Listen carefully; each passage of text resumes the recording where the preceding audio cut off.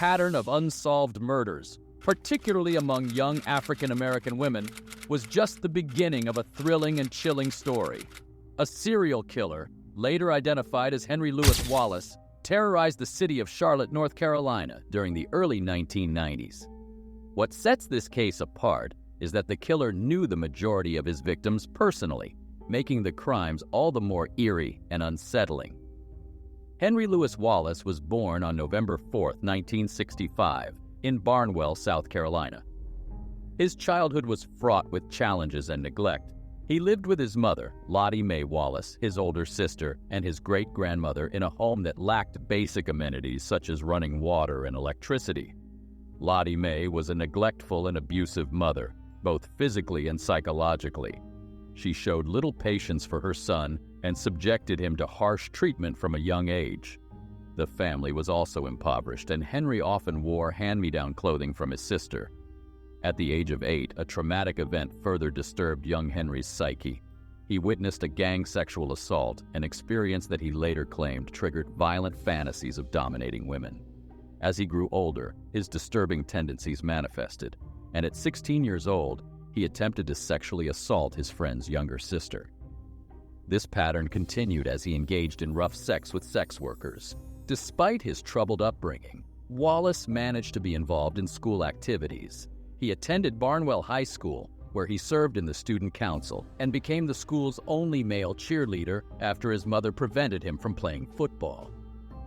Despite these extracurricular activities, the toxic environment at home left its mark. Wallace's life took a significant turn when he joined the U.S. Navy at the age of 20 in 1985. During his time in the Navy, he married his high school sweetheart, Moretta Brabham. However, his marriage was far from stable, and he began using drugs, primarily crack cocaine, leading him to commit burglaries to support his addiction. His criminal activities caught up with him, and he was arrested in 1988 after breaking into a hardware store. He was sentenced to 2 years of supervised probation, but failed to comply with most of the mandatory meetings. Sometime in 1987, while stationed in Seattle, Washington, Wallace committed his first successful sexual assault. After this attack, he moved back to Barnwell, South Carolina, where he escalated his violence against women. His first known victim was Tashonda Bethea, whom he sexually assaulted and killed in March 1990. Bethea, who was just 18 years old, knew Wallace as both their mothers worked in the same factory and were friends. Wallace developed a crush on her, but his advances were not reciprocated. After offering her a ride one day, he drove her to a secluded area where he sexually assaulted her. Fearing she would report the assault, he decided to kill her by strangling and drowning her in a pond. Despite being questioned about Bethea's disappearance, Wallace was not charged due to a lack of evidence. He remained under the radar until February 1991, when he was arrested for breaking into his old high school and his former workplace. He served time in state prison and was later honorably discharged from the Navy.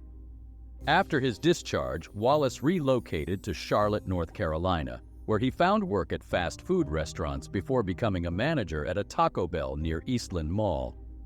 It was in Charlotte that his murderous spree would continue. On May 27, 1992, Wallace killed his second victim, Sharon Nance, a convicted drug dealer and known prostitute. He claimed that they had intercourse, and when she demanded payment, he beat her to death and dumped her body by the railroad tracks. From this point forward, Wallace escalated his violence and significantly reduced the time between each attack. His next victim was Caroline Love, a friend of his girlfriend, Sadie McKnight. On June 15, 1992, Love disappeared, and her body was later found missing. Wallace would not confess to her murder until March 1994, admitting that he had sexually assaulted her before strangling her to death. In August 1993, Valencia Jumper, a promising senior at Johnson C. Smith University, fell victim to Wallace. She was studying political science and had 2 jobs while attending school. On the night of August 9, 1993, Jumper was found dead in her apartment, which had caught fire.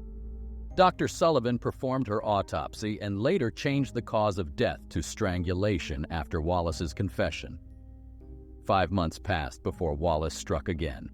On February 20, 1994, He killed Vanessa Mack, a mother of 2 young daughters. Wallace knew Mack personally, as she was a colleague at the Carolinas Medical Center. He claimed that they engaged in consensual sex but killed her after she refused to give him money.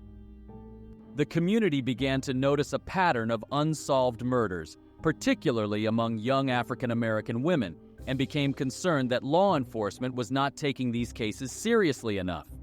An emergency press conference was held to address these concerns, and Homicide Detective Sergeant Gary McFadden was appointed as the lead investigator to resolve these heinous crimes.